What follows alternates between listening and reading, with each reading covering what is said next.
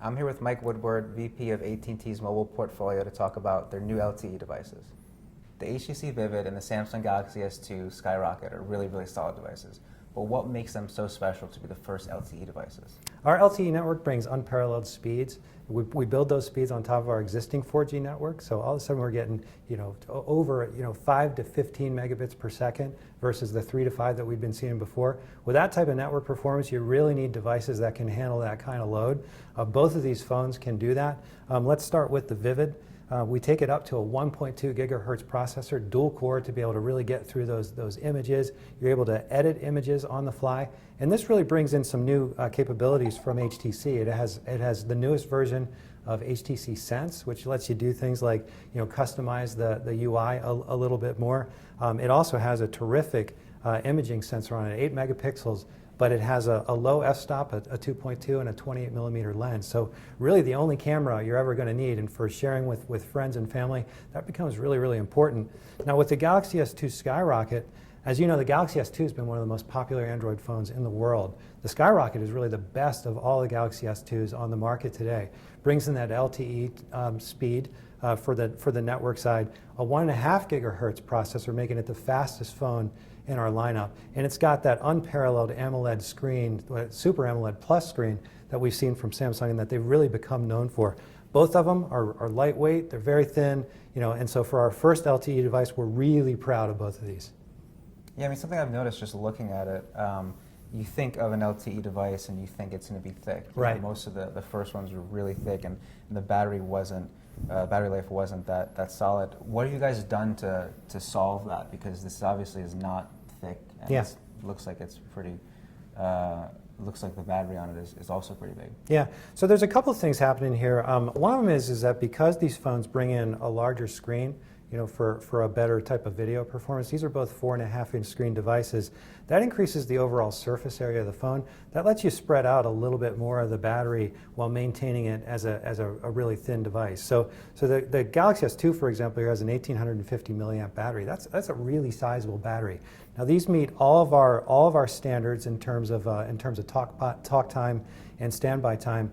And because we've been on the 3G GSM standard for quite some time, we don't have to maintain a whole other chipset, a whole other radio infrastructure where we have to have 2 chips activating and searching all the time, and that helps a little bit with battery efficiency as well. The Samsung Galaxy S2 is my favorite Android device ever, but you guys just launched it 5-6 weeks ago. Mm-hmm. You already have a follow-up version. Maybe not a follow-up, but a complementary version. Yeah. But it is a little bit more powerful. Yeah. It does run on 4G LTE. Yeah. How can you guys follow up on the phone that just launched so quickly? Well, it's not so much as follow up and replace it, it's what you said, it's complementary. So we strive at all times to give our consumers as much choice as possible. And the Galaxy S2 has really been one of the most successful phones in the world. And for what it does, it's exceptional, right? But some customers want to do just a little bit more. They want that screen to be just a little bit bigger. They want that processor to be just a little bit faster. And of course, to bring in LTE is something that's really, really important in terms of performance.